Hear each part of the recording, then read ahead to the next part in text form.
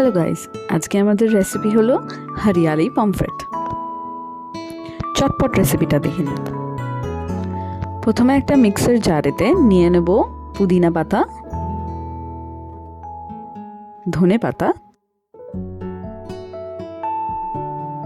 আর দুটো লঙ্কা।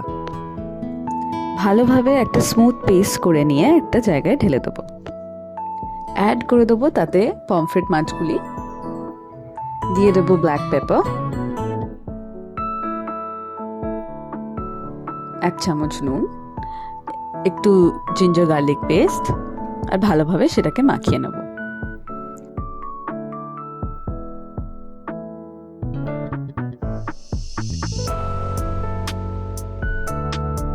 কিছুক্ষণ রেখে দেওয়ার পর তার ওপর থেকে দিয়ে দেবো ময়দা 2 চামচ মতন।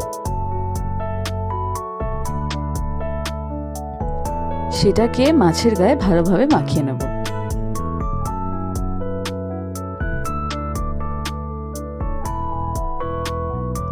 একটা ফ্ল্যাট ননস্টিক প্যানেতে একটুখানি তেলকে ভালোভাবে গরম করে নেব।